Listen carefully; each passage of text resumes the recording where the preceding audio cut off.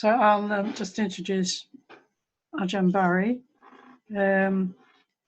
As most of us know, he's been involved in Buddhism for a very long time, Zen and Theravada as a Buddhist monk. His name was Ajahn Subhaddo. So now we call him Ajahn Barry because he's no longer a Buddhist monk and lives in Spain in a cave house, where he probably gives more teachings in Spain than he did before as a monk. Of course, they were all frightened of him and ran away. So, okay. So I think that's over to you then, Barry. Thank you for coming, and thank you everybody for coming, and thank you for being here, Ajahn. So, and yeah, thank everybody for turning up to listen to this, and hopefully taking it serious and using it as a real practice instead of just a talk or a philosophy or something to chat about or think about. Thank you. I'll do a short introductory chant, just expressing devotion to the Buddha Dhamma Sangha that I'm leading this, hopefully, I don't like the word teaching, but encouraging Dhamma, seeing things the way they are. Namo tassa bhagavato arahato samma sambuddhassa. Namo tassa bhagavato arahato samma sambuddhassa. Namo tassa bhagavato arahato samma sambuddhassa. Buddham namham sangham namasami.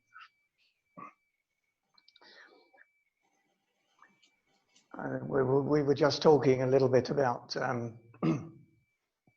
Theros Metta, and Dick was saying, you know, how good he was, or using better words than that.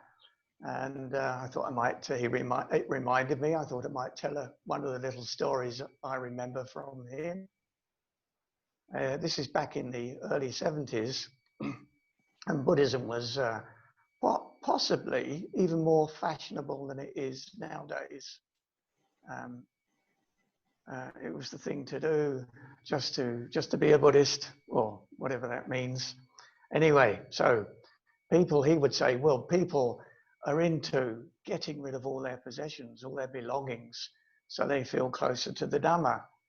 So they would start throwing all of their possessions out the window, all of them, one by one, the TV, the radio, the guitars, all the luxury items would go one by one out of the window until you get to one thing that you can't throw out of the window. And that's the idea of a separate self, your separate self. So why not keep all your possessions and throw that one thing out of the window? There's no need to get rid of things. There's no need, everything is fine. The problem is in us, so to speak. The problem is this delusion of separation. There was a question, I got a question. I'll see if I can.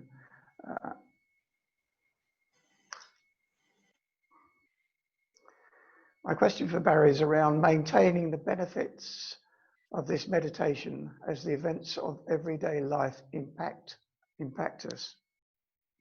Nervousness in the supermarket, distraction while packing food away at home, frustration with squabbling children who have not been to school since March.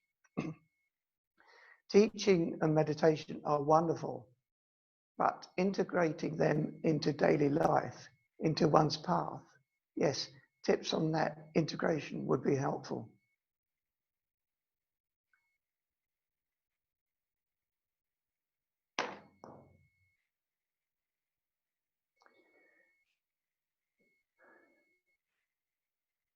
We need to do this. It's not a case of thinking about it.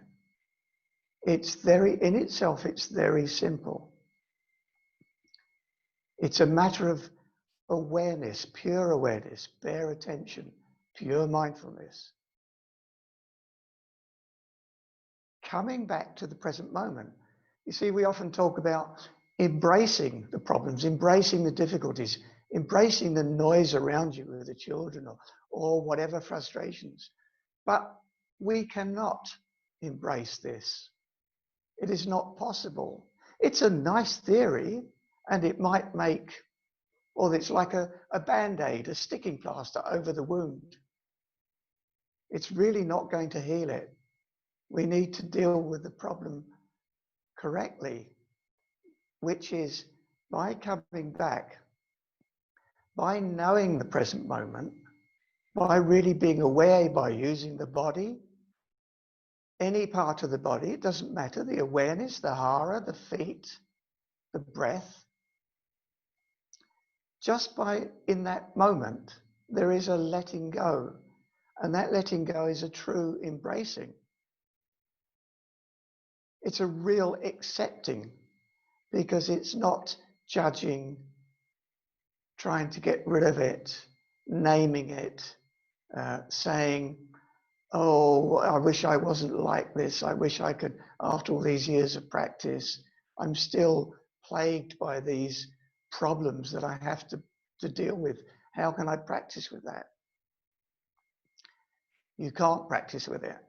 This might sound a little bit radical, but what you can do is to just notice in that present moment, how is the heart? How is the heart mind? And that's all I do when I do these guided meditations.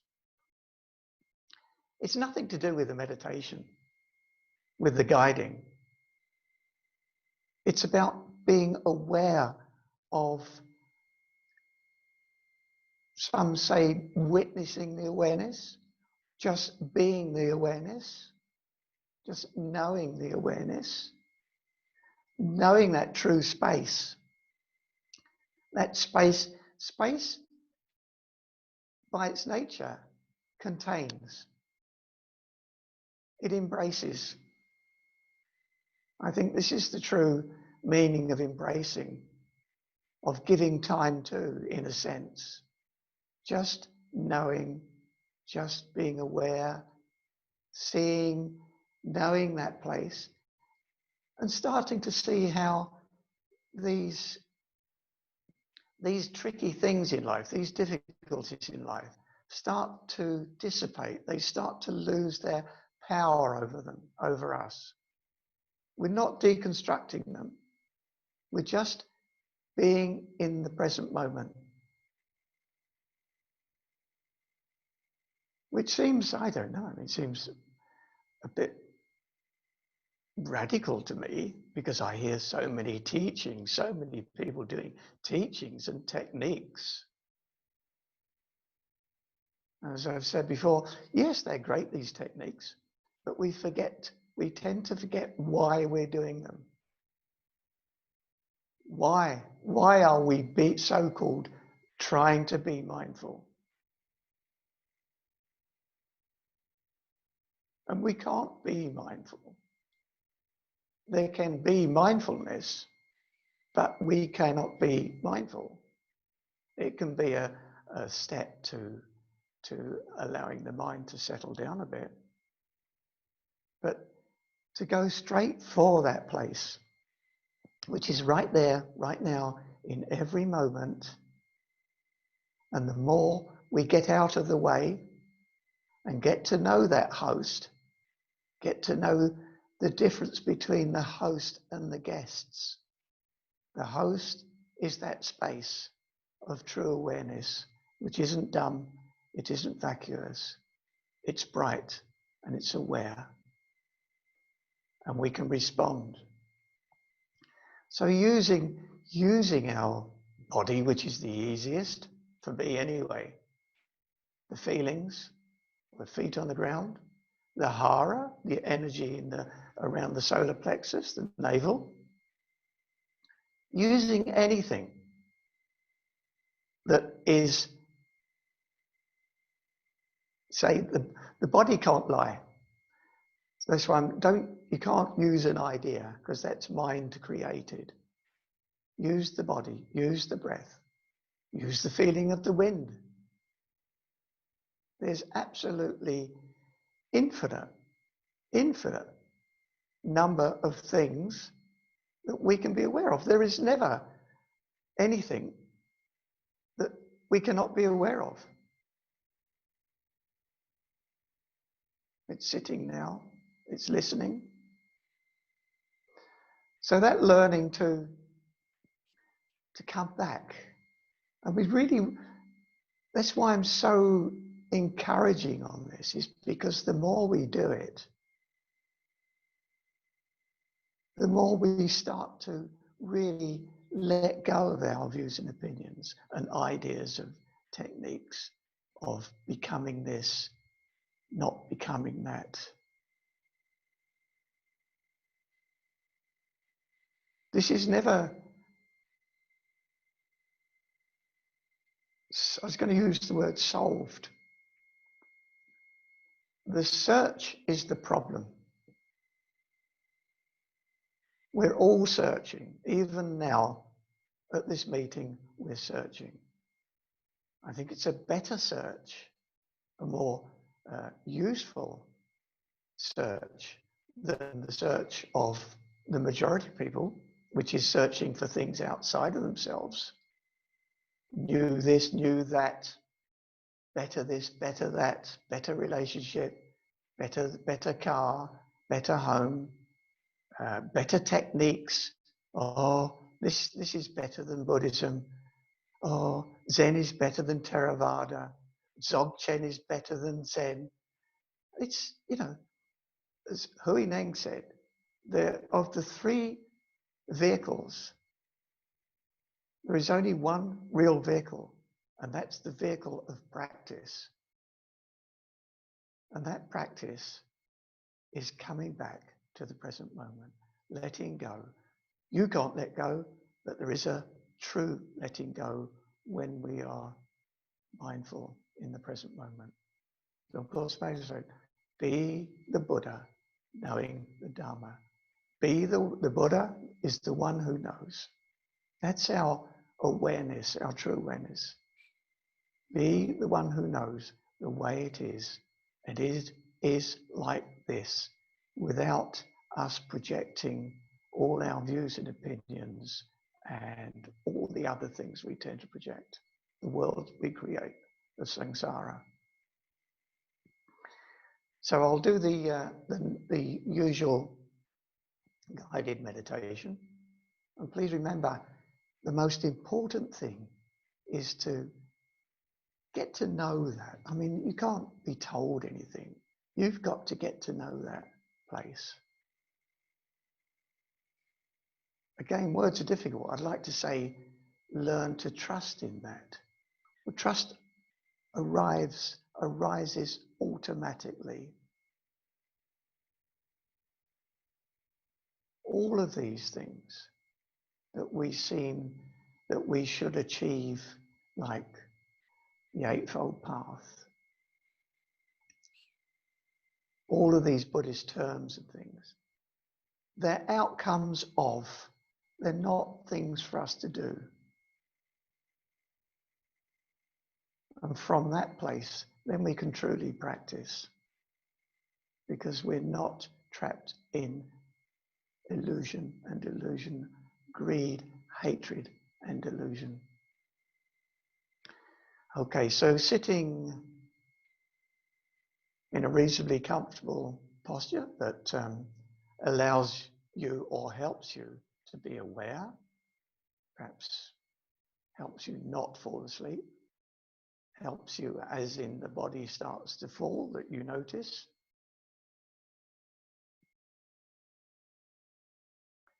Ideally, I like to have my hands together in the more traditional Buddhist meditation mudra, which for me allows, it's as if there is a lot of energy flowing through between my hands, but it's not relevant whether there is or there isn't. What is relevant is how is my heart, mind, when I am aware of that. And this is the important thing.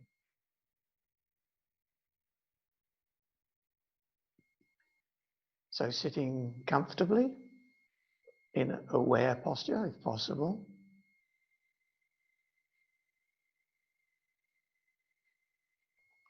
Ideally, the eyes slightly slitted open, looking a metre and a half in front. But if you're used to sitting with them closed, that's fine. But it's sometimes a little bit more difficult to not drift off to drift off in dreams, or not to drift off in dreams.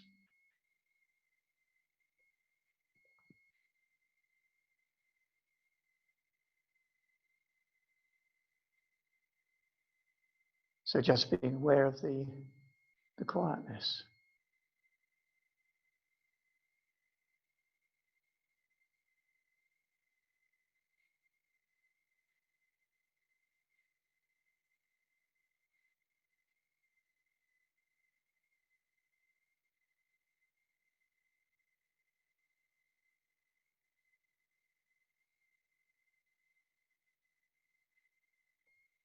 Noticing the top of the head.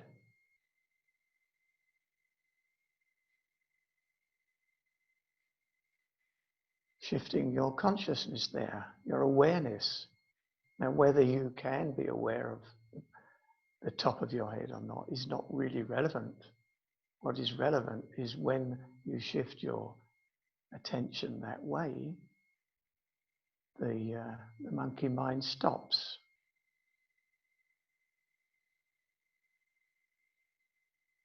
There's just space.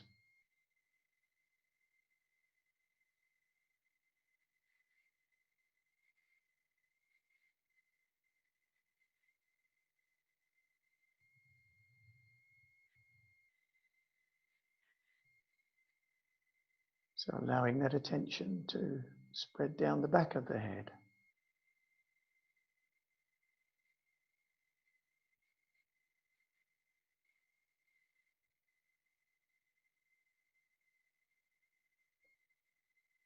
It spreads down the sides of the head, down to the temples and the ears.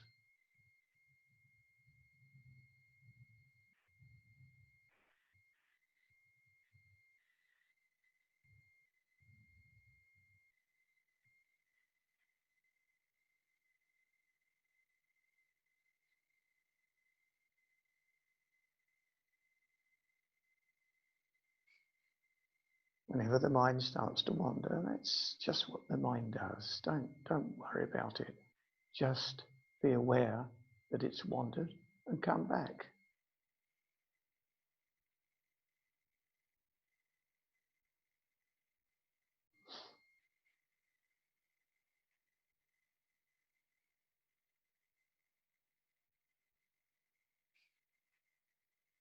Allowing your attention to spread down the forehead. Becoming aware of the eyebrows.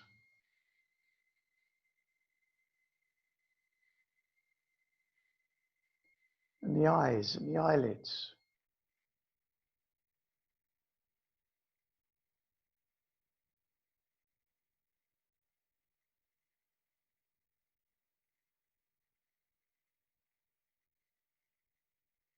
And the cheeks of the face.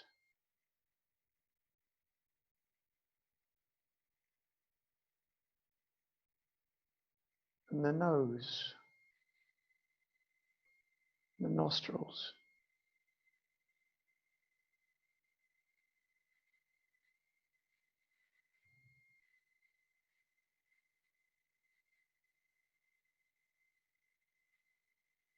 And the lips and the mouth.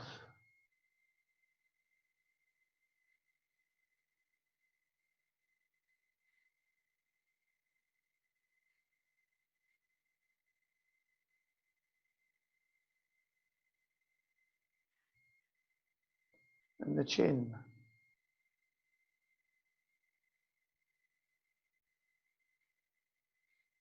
Becoming aware of the jaw.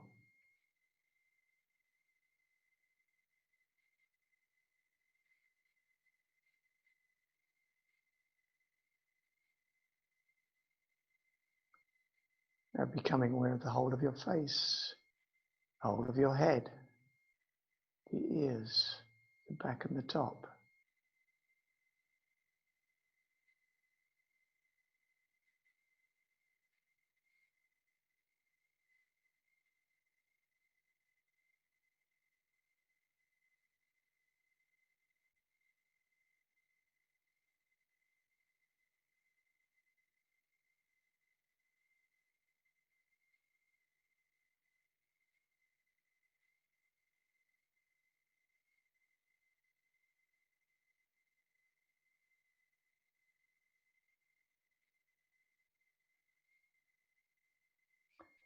Allowing that awareness to spread down into the neck, right around the neck and the throat.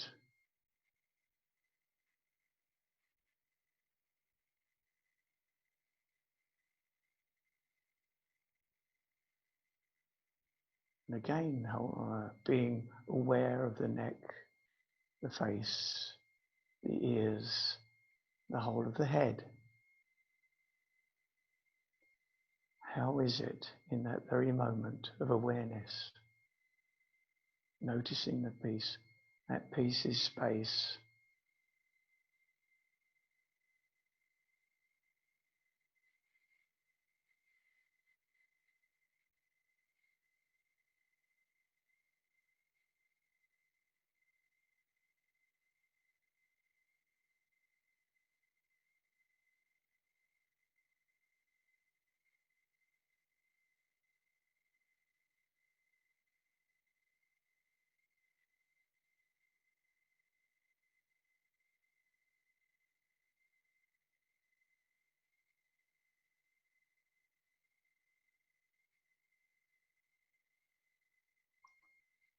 Allowing that awareness to spread down from the neck into the shoulders.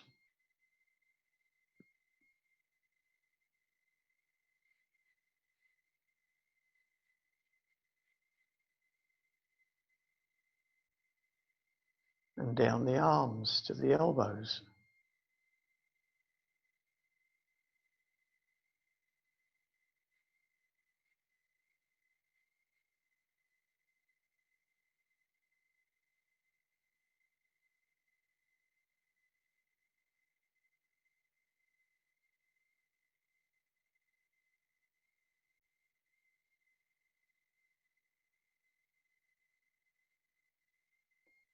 And from the elbows down the forearms to the wrists. Top of the arms, the sides, the back of the arm.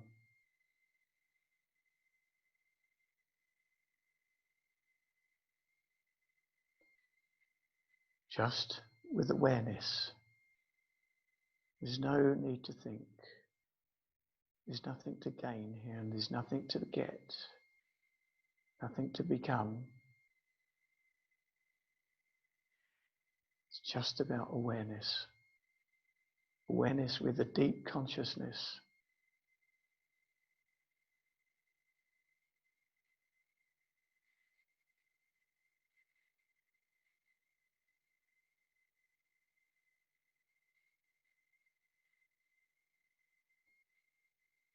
So that awareness spreading into the hands, the back of the hands, the sides of the hands, the thumb, the fingers, the knuckles, the joints of the fingers.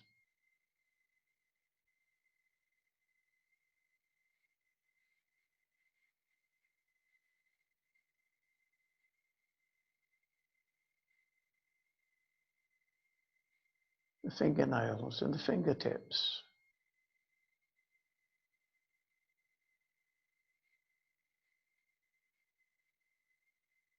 How is it? How is it in that moment?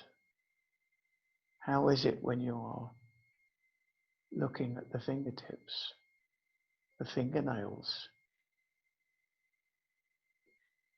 Is there just an awareness, a blank awareness?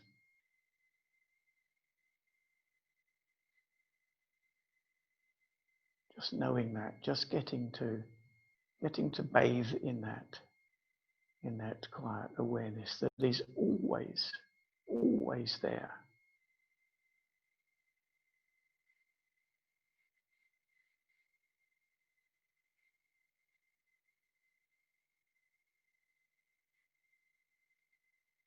So now taking into consciousness, into awareness, into pure meditation, and pure mindfulness. The hands, the arms, the shoulders, the neck, the head and the face.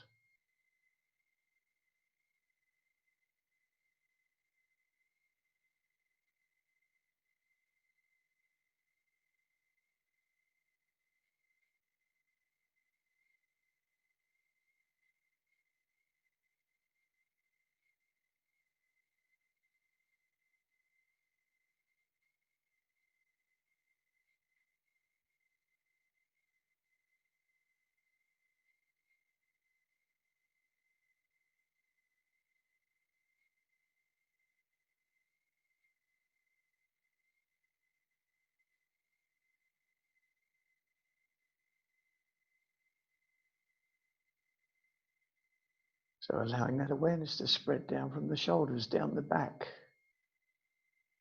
the shoulder blades, the sides of the trunk, the spine,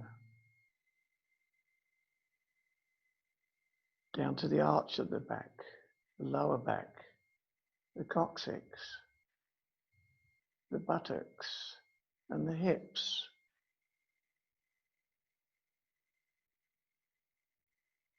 Just to be aware, no projecting, no questions, no doing anything, except being aware in that space.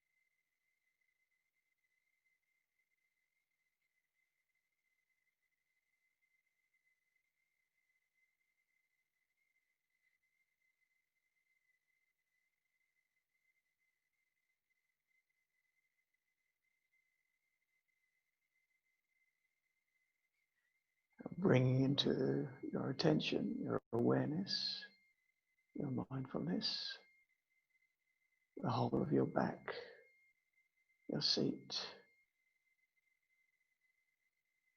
your shoulders, your arms, your hands, your neck, your head, and your face.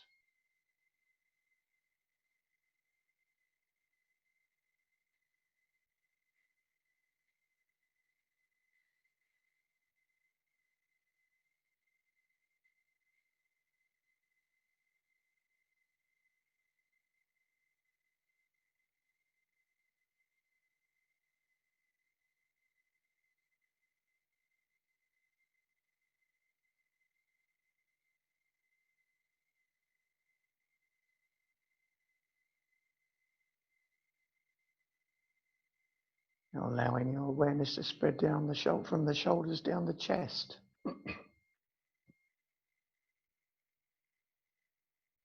Through the rib cage.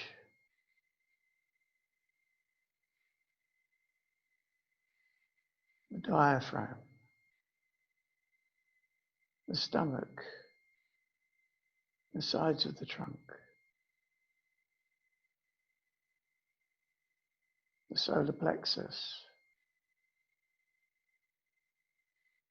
The belly button.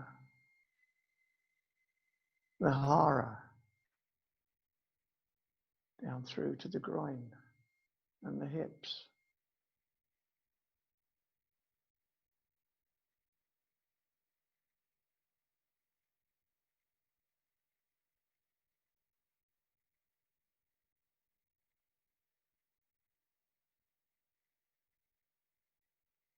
And noticing, how is the heart mind in that very moment of space? Is there a heart mind? Is there a self? Are you there? Is there just awareness? Just to look. If you ask questions, do not answer them. Just the question, just a seed, and it will answer itself when you know.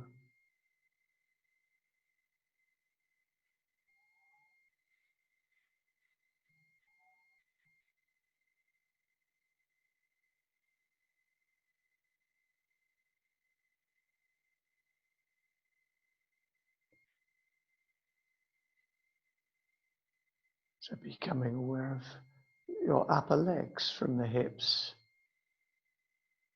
down to the knees, the top of the legs, the sides of the legs, the back of the legs.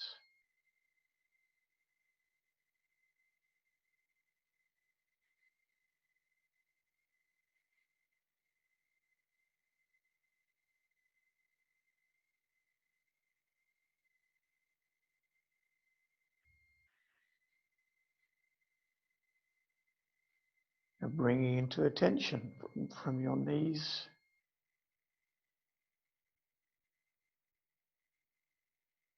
your torso,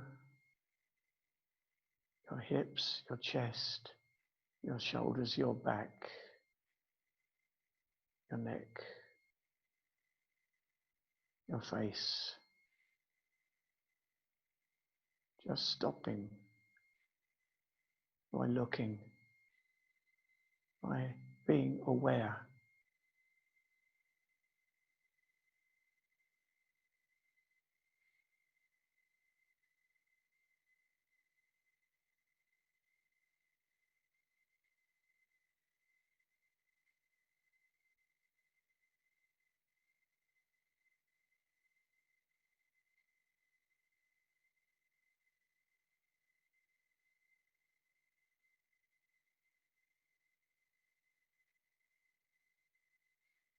Noticing any feelings if you're sitting on a cushion or a chair or it's a little bit uncomfortable, just noticing those feelings,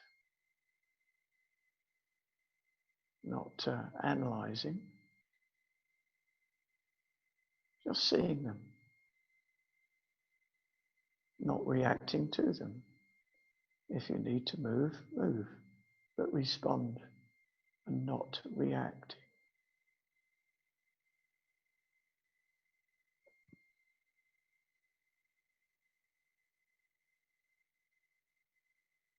So allowing that awareness to spread down from the knees, down the lower legs, down to the ankles.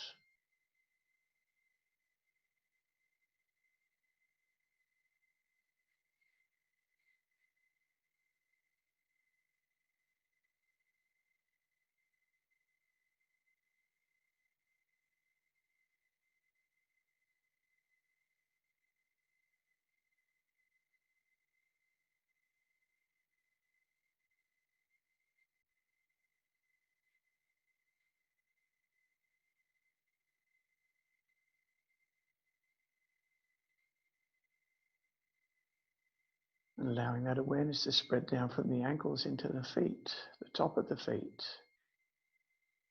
the sides of the feet, the toes, the joints of the toes, the tips of the toes, the toenails.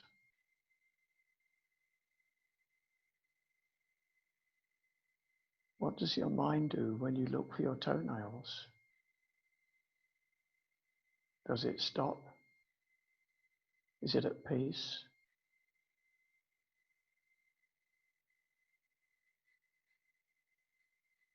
Just notice. That's all this is about, is being aware of how the pure state of the mind is.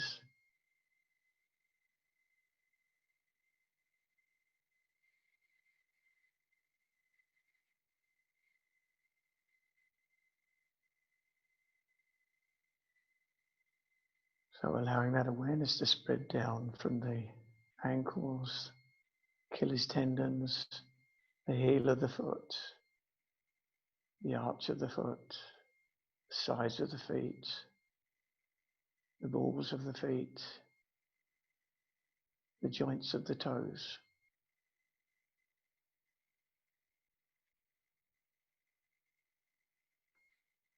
The tips of the toes.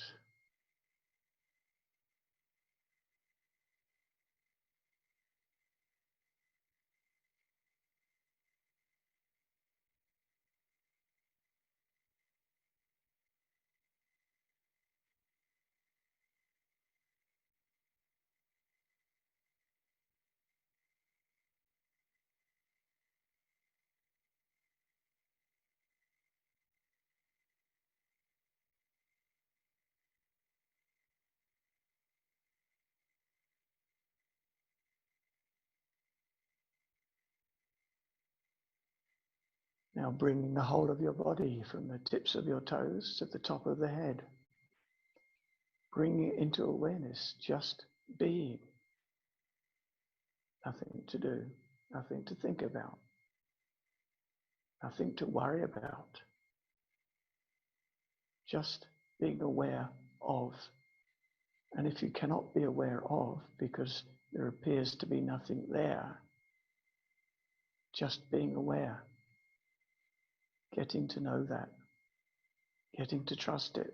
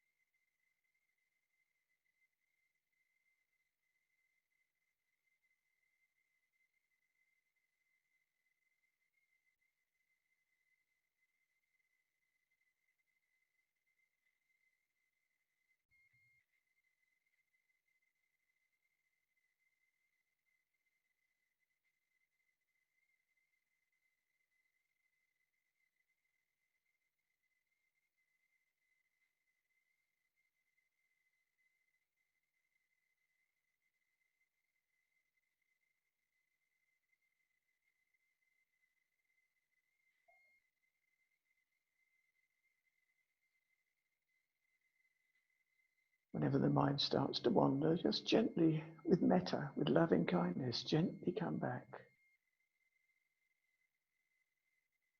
Come back either to the whole of the body or a particular part of the body that is easier for you to be with.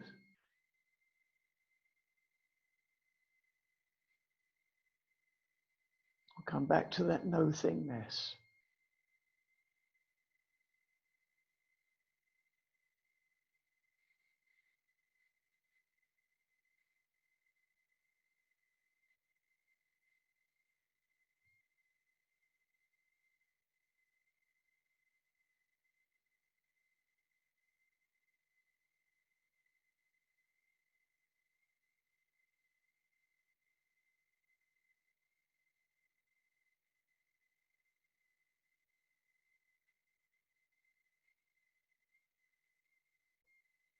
Being aware of the breath.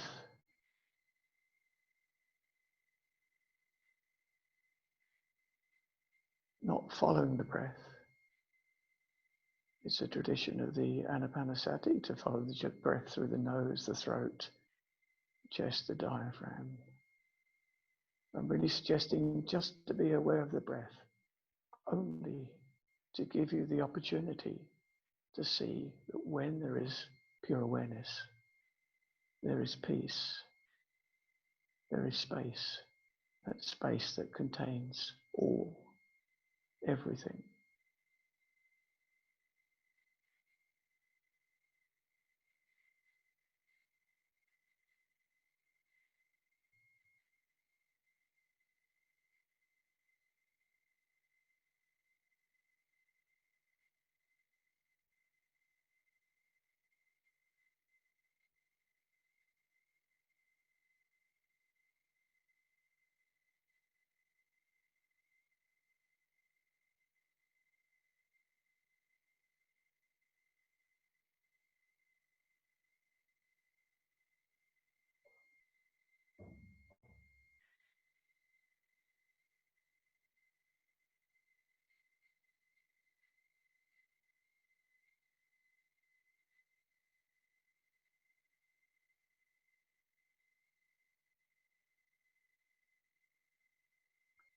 always experimenting in respects of, it's easier for me to be aware of the heart, or it's easier for me to be aware of the hands or the back. It's all equal because it's only about the awareness.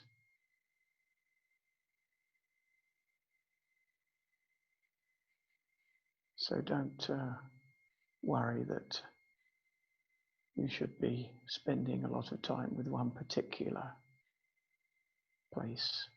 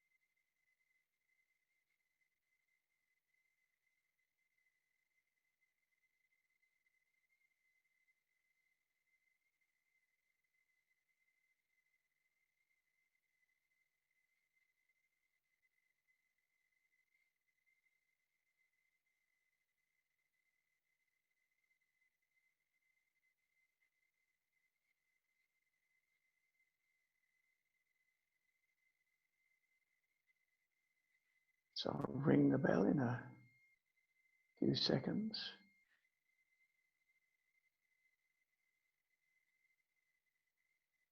So we're often in the habit of thinking meditation will end, but probably the truth is meditation will begin. Bring into our ordinary, normal, everyday life.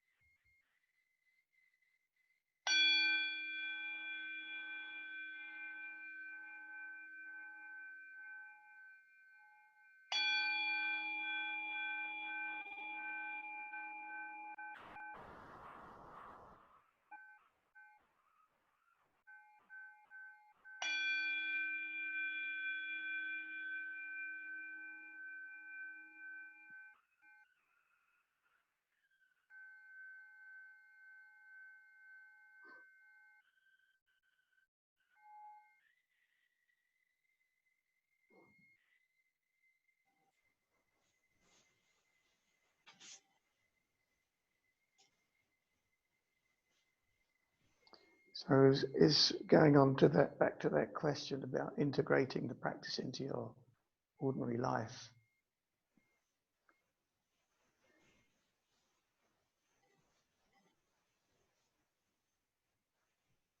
We really need to want to do this.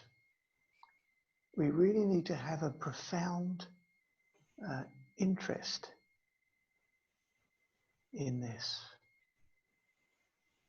And that interest is only, that interest, insight is only developed through real practice, as in just remembering, just noticing, how is it? How is it right now in this very moment? No matter what is happening.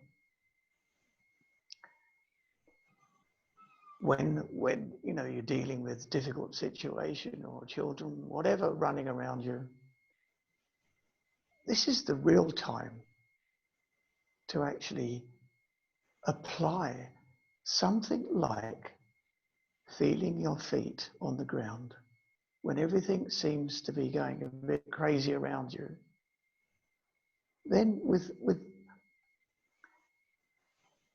then often deep insights occur because the contrast is so evident, so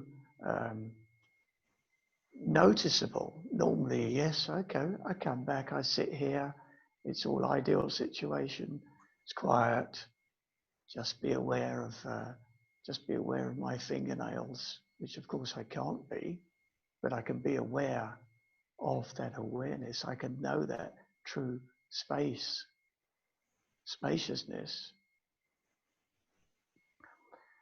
But when things are a little bit complicated, a little bit confusing, when there's a lot going on around you, and you come back to that, you come back to your feet or whatever, looking at your fingernails, feeling, being aware of your fingernails, then there can be a true shift, because the difference is startling. I think I told last week about my experience on the tube train in Christmas Eve in Oxford Street in London, central London, when I'd been used to the practice. I'd been practicing for many years before that, and I didn't do this, what I'm suggesting now, so much. But up to going into this almost panic mode, and then noticing my feet, which through the little bit of practice I'd done, I noticed that space, that awareness, and the whole world changed. All the problems of that particular instance changed. And that disempowered the problem in the future. I'm not saying it was the end of, but it proved in a not analytical or scientific way, I don't know if that's the right term, but it showed me clearly that there is cessation to suffering that can be when we are present and aware. So I'd say, to anybody who finds it difficult in life situations, which in a sense it is, it's a bit ironic because it's the most simple practice there could possibly be, just to be aware. I used to use a couple of sort of mantras myself, one being not I, not me, not mine, and another one from a great Advaita teacher, which was I am that by which I know I am. And they were helpful, but now it seems to me so much more, I use the word efficient, just to come back to that awareness, because this is where, as far as I can possibly see, all the practices, all the mantras, everything returns to, if it's not cling to, or we don't confuse the finger that pointed for the moon.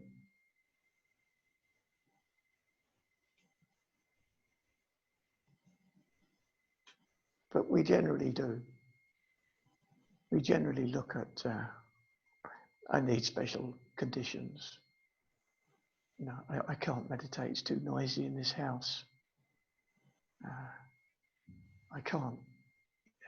Things are just not right. I need this and that. And if only they are our opportunities to truly see through this illusion.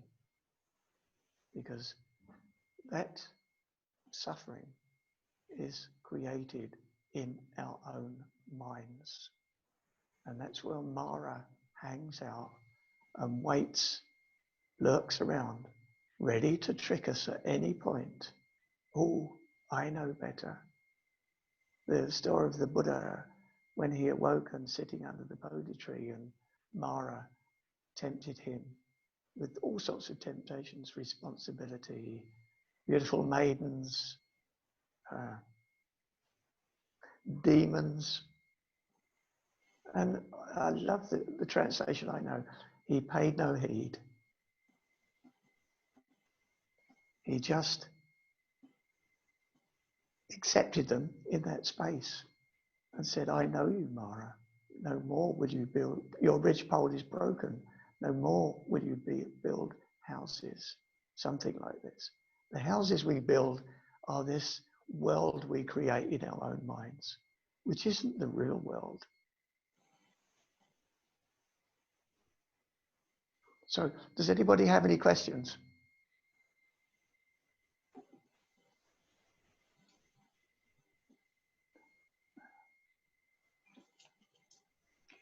Trying to get a full screen. Michael, you need to unmute yourself.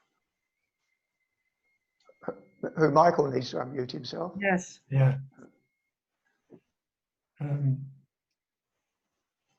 Just a point, a question. I find this meditation and this way of doing it very effective, but I'm fit and well. It's just the thought occurs to me, if somebody is very ill, in constant pain, how can they manage to do this? How can they manage? Yeah, because the pain is there, you cannot ignore it, I think. Exactly. And what are they doing normally? How do they manage? They take pills. Okay, well, I'm not saying not to take pills, but they can surely be aware and look for that space that isn't suffering to anything like the degree of perhaps what they are suffering. Mm-hmm. I mean, you're stuck with it in that situation. Surely you're stuck with that problem. Sure. And better to practice. You can't do anything about it, so practice with it. As in not adding anything, not trying to get away from anything, but just being with those feelings and see, it's trying something different. Mm-hmm. You know, just by looking, as I say, never go for answers, only questions. The answers will always be wrong because they're from our deluded mind. But the answer will come up from our clear mind, from our clear awareness. So I cannot see any reason why a person in that suffering why it certainly wouldn't add to their suffering. I can only see that it might help if they can see through what they're adding on top of their suffering, which is the sankharas. Mm.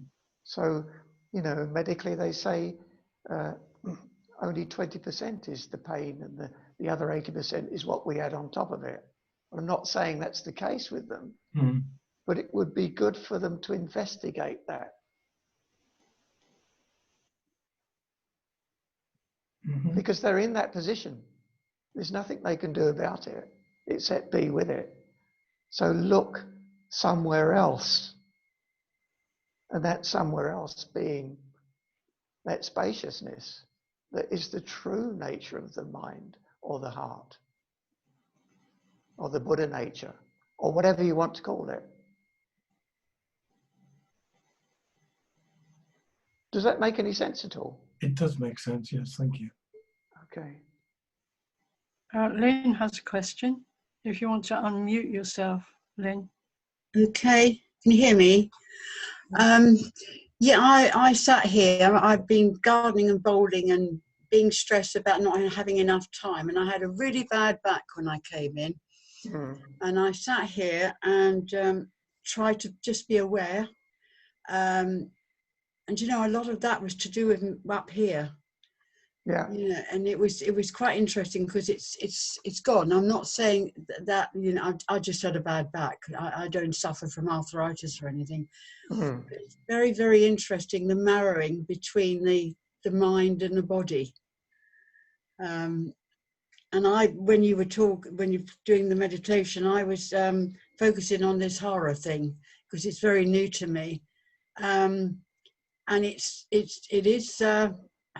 is balancing me out a little bit. I'm not saying a lot, but I'm noticing rather doing anything about it. Yeah. Yes, that's the, in a sense, that's the secret's a bit. We tend to make deals with everything.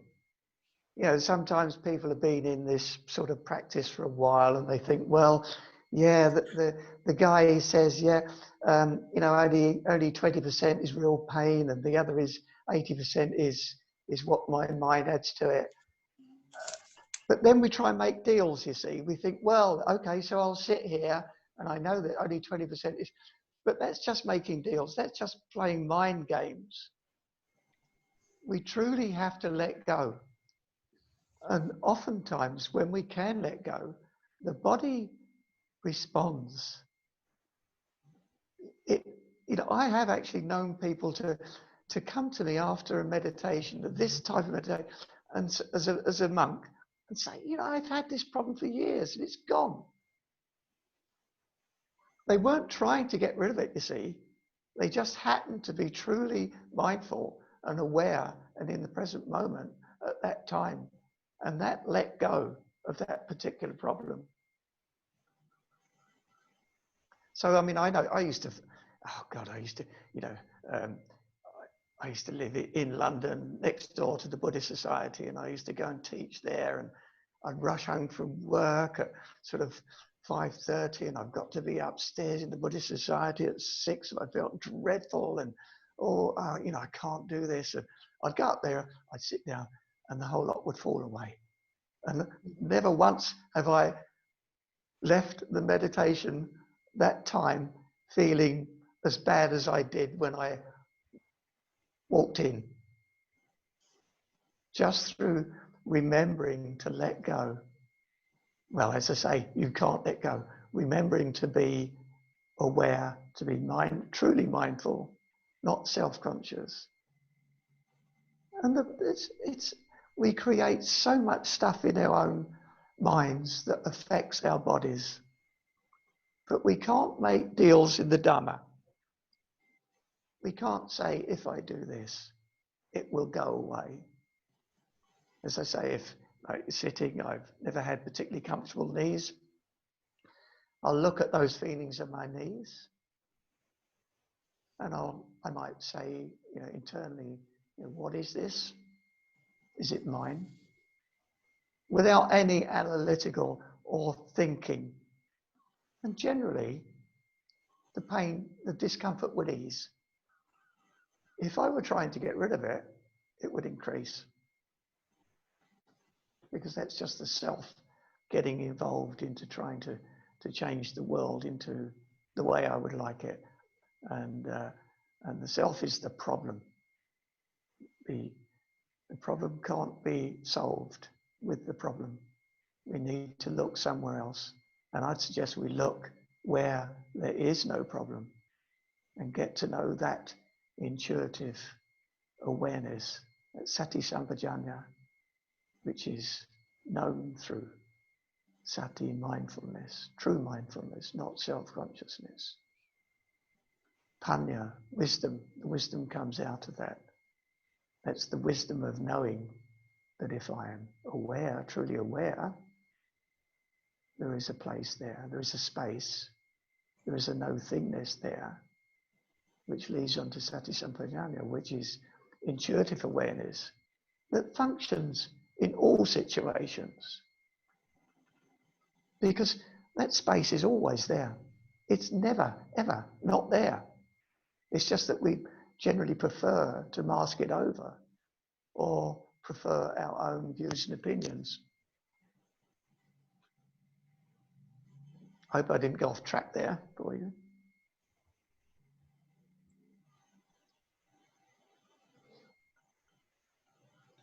Any more questions? Jude, yeah. How do I get a view of many people? Gallery. Top. Where? If it says speaker mode. Oh, I've got it now. Yeah, I'm there. I'm tired of looking at myself. Just thinking about your intuitive awareness that you've been talking about, and the issue, if you like, of carrying meditation on into the everyday. I just wondered what you thought about things that we get very absorbed in that we aren't necessarily seeing as a meditation. I mean, I'm thinking particularly of the creative process, where as an artist you actually notice after a little while that you've zoned into a different area. You definitely lose yourself, and I think that becomes quite addictive and quite necessary for some artists to actually do that. But it's the same, it can be the same with gardening, it can be the same in lots and lots of different human situations. And I just wondered if you thought that kind of no self feeling that you get in those activities is a type of meditation. If there is some awareness around it, I would say it would be a form of meditation, a form of letting go. But there needs to be a little bit of awareness. If you're just off in the clouds, in the whatever they, another realm altogether, and perhaps, well, is there any wisdom there? Is there any clarity? Maybe, maybe not. But if there is some awareness around that, and often there is when you're in the zone of something, there can be a real true awareness and you're acting accordingly. So, yeah, it's a difficult one to answer because it's an individual thing. It's just that in that situation, I'm sure I'm not the only one here that may have experienced this, you sometimes feel you're a conduit for other things. You actually do get a sense of that sometimes, and that you are connected to something much, much bigger than yourself. And that is a very powerful feeling. That's a very powerful joining together. But I don't know if that is, it doesn't feel to me as if it is quite the same as meditation, but it's... No. You see, what I'm always encouraging is to know that space, to know that place, to know that pure intuitive mind, because we've divided ourselves. It's as if the mind is split. So we have the intellectual side and the intuitive side, so to speak. And we've completely given over to the intellect. We completely believe in the intellect. And generally, we sometimes talk about intuition, but it's possibly more of an idea than true intuition. So learning again to balance the intellect with the intuition. Because as they say, mankind's thoughts, mind is the greatest tool in nature. It is the most terrible master. So we need to really rebalance it. So the mind is a tool, very, very useful tool. But the intuitive side, that spacious side that contains that knows the mind is just a guest, the host and the guest. So there needs to be clarity around that. There needs to be always clarity. Thank you. Did it help at all? I got a little bit... Yes, and it certainly gives me something to think about. Yeah. I don't think people should get lost. Yeah. But sometimes when you're so called in the zone, and there's that awareness, it could be with anything, with driving, with washing up. There's pure awareness. Wonderful. Thank you.